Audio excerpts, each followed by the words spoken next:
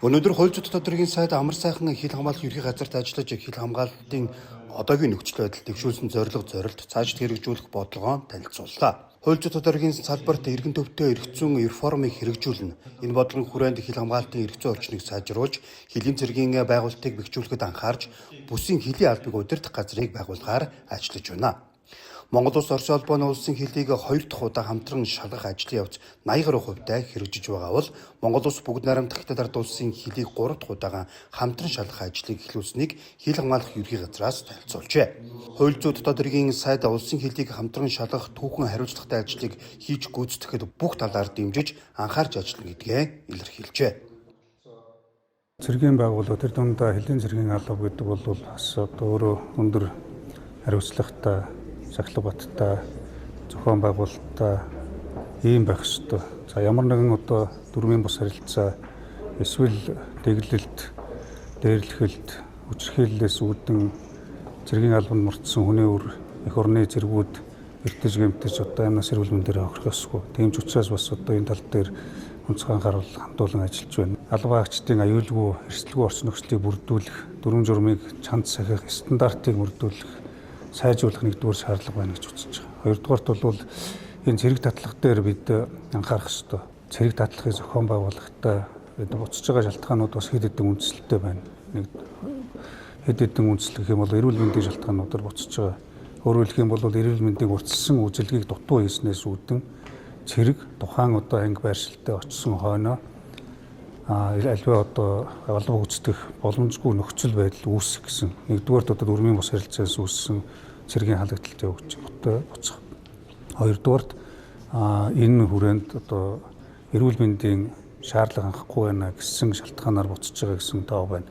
Хил хамгаалах байгууллагаас 2026 онд бидний дэвшүүлж байгаа зорилтууд энэ дэвшүүлж байгаа зорилтын хүрээнд улсын хил хамгаалтын эрх зүйн орчныг боловсронгүй болгох, улсын хилийн баталгаажилтыг хангах, улсын хил хамгаалтын инженер техникийн байгууламжийг нэмэгдүүлэх, хилчдийг хөгжүүлэх, хилчдийн нийгмийн асуудлыг шийдвэрлэх ажлын хүрээнд хэрэгжүүлж байгаа бас төсөл арга хэмжээнүүдтэй бичлэн танилцж, ялангуяа хийж хэрэгжүүлж байгаа ажлуудын чиглэлээр болон ялангуяа цэргийн албаны аюулгүй байдалтай холбоотой чиглэлүүдээр тодорхой үүрэг даалгаврыг өглөө. Бас энэ боломжийг бид эрхэлсэн сайдтай ажил төрөлөө бас бодитоор танилцуулж ойлгуулах, бас тавьж буй шаардлага үүрэг хариуцлагыг хүлээж авах боломж гэж хүлээж авч байна.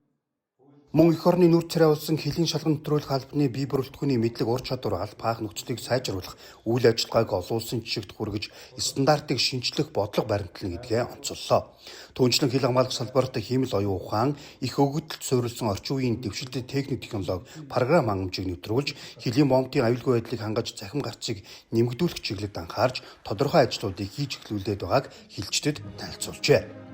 Хууль зүйн тодорхойлын сайд хил хамгаалах салбарт ажиллаж байгаа ажилтны албаагчдын нийгмийн баталгааг сайжруулах, цалин хангамжийг үжигдтэй нэмэгдүүлэх, хилийн тэнгэр 1054 айлын орон сууцны хотхон хилийн заставын шинэ нэрн ногоо өгжил 1208 айлын орон сууцны төслийг эрчимжүүлж 850 хилчнийг ипотекийн зээлд хамруулж төсвийн зохицуултыг хийж хөрөнгө оруулалтыг жил бүрийн улсын төсөвд тусгуулахад анхаарч ажиллана гэлээ. За хууль зүйн дотоод хэргийн сайд хил хамгаалах байгууллагын бие бүрэлдэхүүнтэй уулзж байгаа энэ үеэр Монгол Улсын ерөнхийлөгчийн зарилгаар цэргийн хүндэт медаль авсандаа маш их баяртай байна. За минь намайг Пүрэв доржийн Баасан цаг гэдэг би хил хамгаалах байгууллагад 17 дахь жилдээ ажиллаж байна. Хилийн цэргийн 0218 дараагт ажилладаг манай анги нь улсын хилээр нэвтэрж буй зорч тээврийн хэрэгслийг шалган нэвтрүүлдэг шалганы анги байгаа.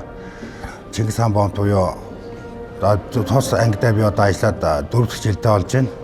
Мөн хууль зүйн тодорхойлын сайд хил хамгаалах ерхий газарт ажиллах үеэрээ цэргийн алба хаагчдын дүрмийн бус харилцаа, хүний эрхийн зөрчлийг даслан зогсоож, алба хаагчдын амнаас эрүүл мэндтэй холбоотой эрсдэл, осол зөрчил гаргахгүй байхад бүх талаар онцгой анхаарч ажиллахыг хил хамгаалах байгууллагын нийт бие бүрэлдэхүүнд үүрэг болголоо. Мөн алтан тушаалаа уруулан ашиглах хууль зөрчиг, эрх мэдлээ хэвтрүүлэх асуудалтай эвлэрэхгүй хатуу хариуцлага тооцож ажиллана гэдгийг анхааруулжээ.